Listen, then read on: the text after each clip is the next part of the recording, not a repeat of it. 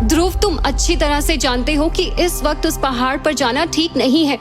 अंधेरा होने के बाद वहाँ कई तरह की शक्तियाँ सक्रिय हो जाती हैं। प्लीज ध्रुव, वहाँ मत जाओ। मुझे जाने दो इरा, इस वक्त मेरा पहाड़ पर जाना बेहद जरूरी है। मैसेडोनिया के उन पहाड़ों पर कई तरह के रहस्यमय जीव और ताकतवर आत्माएं मौजूद थीं, जो अक्सर शाम के वक्त गुजर रहे यात्रियों की जिंदगी पर मुसीबत बन जाते थे। लेकिन आज ध्रुव बेहद उदास था, जिस वजह से वो अपनी माँ की कब्र पर थोड़ा समय बिताना चाहता था, और वो कब्र कहीं और नहीं, इसी पहाड़ पर था। ये पहाड़ तो रात के वक्त और भी भयानक नजर आ रहा है। हे ईश्वर, मेरी रक्षा करना। ध्रुव, ध्रुव, मेरी ओर देखो। ध्रुव अंदर से काफी घबराया हुआ था।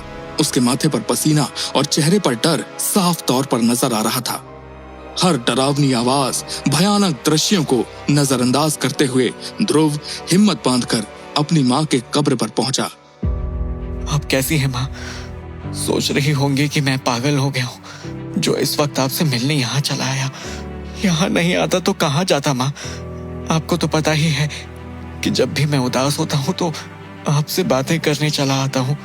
पिताजी से हर बात बोल नहीं पाता हूँ, और इरा को मैं इन सब परेशानियों में घसीटना नहीं चाहता। आप मुझे क्यों छोड़कर चली गई माँ? कितना अकेला हो गया हूँ मैं।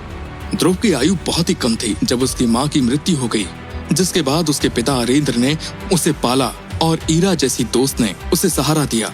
लेकिन इन सब चीजों के बावजूद ध्रुव को अक्सर अपनी माँ की याद सताती थी, जिस वजह से आज ध्रुव इस घनी रात में भी माँ से मिलने उनकी कब्र पर चला आया, जो उस भयानक पहाड़ के जंगल में था। ध्रुव बातें ही कर रहा था कि तभी उसे एक आवाज सुनाई दी। ध्रुव, तुम अकेले नहीं हो।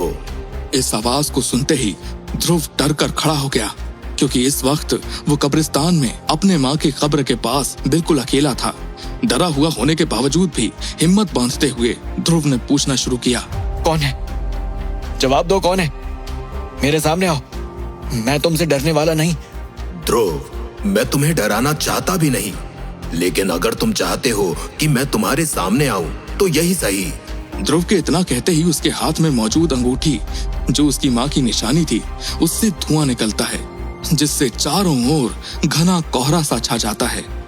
और फिर जैसे ही वो धुआं हटता है तो ध्रुव की आंखें फटी की फटी रह जाती हैं, क्योंकि उसके सामने एक बूढ़ा व्यक्ति खड़ा होता है, जो उसे ही देखकर मुस्कुरा रहा होता है। आप कौन हैं? और अचानक यहाँ कैसे आए? मैं विदुर हूँ, और मैं तुम्हारे साथ हर वक्त था, बस सही समय का इंतजार कर रहा था। और आज देखो, हम मिल गए। हर वक्त मेरे साथ थे, पर कहाँ? उसी अंगूठी में जो तुम्हारी माँ की निशानी है। इस अंगूठी में थे आप? पर कैसे? और इतने सालों से मेरी माँ की अंगूठी में कर क्या रहे थे आप? तुम्हारे हर सवाल का जवाब तुम्हें उचित समय पर मिलेगा। अभी के लिए इतना समझ लो कि मैं तुम्हें तुम्हारी मंजिल को पाने में मदद कर सकता हूँ। पर कैसे? उसकी चिंता तुम मत करो। मैं जो भी कहूँगा तुम्हें उन सब का पालन वैसे ही करना होगा, और सबसे पहले तुम्हें मुझे अपना गुरु स्वीकार करना होगा। ध्रुव को ना जाने क्यों विदुर की बातों पर विश्वास हो रहा था।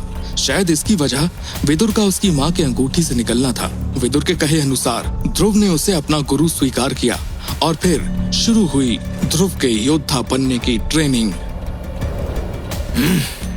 सिर्फ इतने से ही हालत खराब हो गई तुम्हारी। अभी तो तुम्हें और ज्यादा मेहनत करनी होगी। मैं थका नहीं हूँ आचार्य, कमजोर नहीं हूँ, मैं योद्धा हूँ। तुम्हें अपना लक्ष्य प्राप्त करना ही होगा ध्रुव।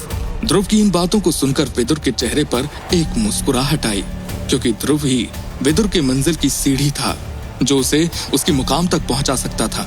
वहीं ध्रुव अपनी मंजिल को पाने के लिए जी तोड़ मेहनत कर रहा था। क्या है विदुर की सच्चाई?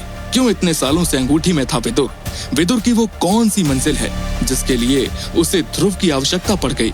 और क्या ध्रुव हासिल कर पाएगा अपने लक्ष्य को? जानने के लिए आज ही डाउनलोड करें पॉकेट FM और सुने लाखों लिसनर्स की पसंदीदा कहानी सुपर योद्धा को।